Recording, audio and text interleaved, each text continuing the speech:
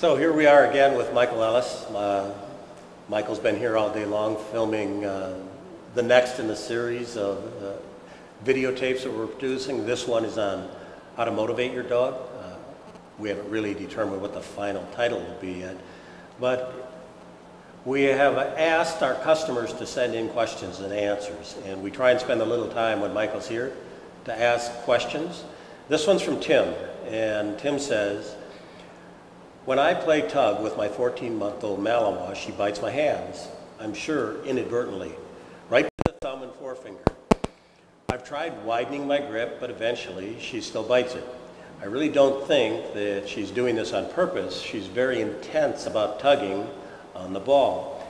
How can I show her the proper way? I've watched Michael's video on the Power of Playing Tug with your dog, but I didn't see this addressed in that DVD.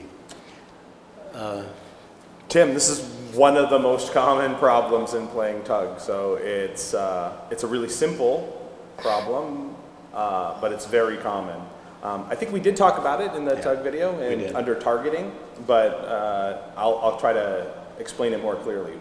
What's happening, I'm almost positive without seeing it, is that when you're presenting the tug, you are doing what we call hooking the tug. So when you move it for the dog to get it, you are moving the tug to some degree laterally. So one thing that people do is as they move it, they hook it a little bit, either usually into their body. As they go past their body, they'll hook it in a little bit so that at the end it turns a little bit. Or the other thing people will do is they'll slide the toy sideways when they deliver it to get it away from their body, so it's moving laterally.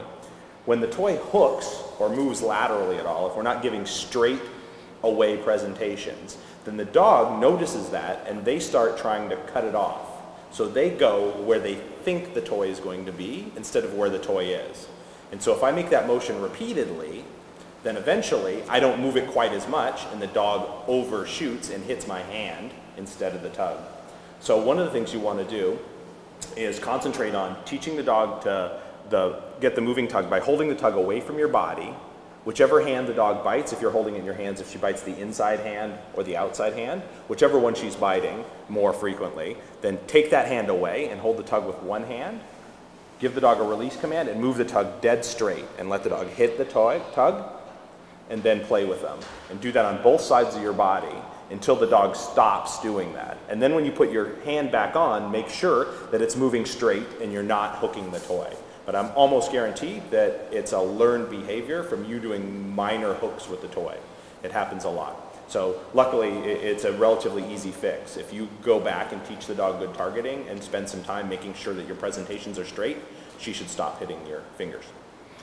Yeah, and you are right. We did cover it in the Tug DVD. We spent a good deal of time on it, but this motivational DVD that we filmed today, a good part of this DVD this morning, and I have to again say that I learned a lot in filming it, but the exercises that you're putting into this DVD is going to eliminate this. I mean, Michael used to be a rock climber, and as such, he's broken down this motivation to the nth degree in this new DVD on motivation that we did.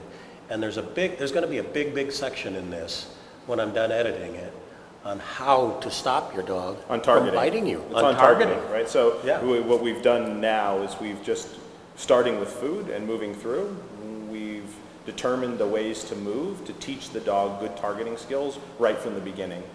Food and then toy, etc. And how do we move our bodies and how do we make sure that we're giving clear, straight presentations with whatever reward source we're using.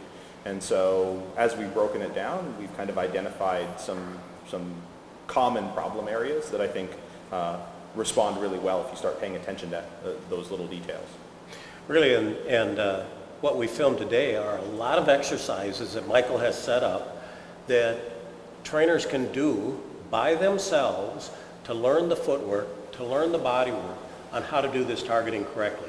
And he explains how to go through it in slow motion, and some of it is complicated, and if you didn't see it, you may not understand what it is, but this is going to be another really good DVD when we get it out. It's going to help people. So. We hope. It's going to help people a lot, it really is. That would be the hope. Okay, well, that's the beauty of it. I bought your new DVD and I'm getting bitten more than ever. But we don't want to hear that. Yeah. So, that's a good one.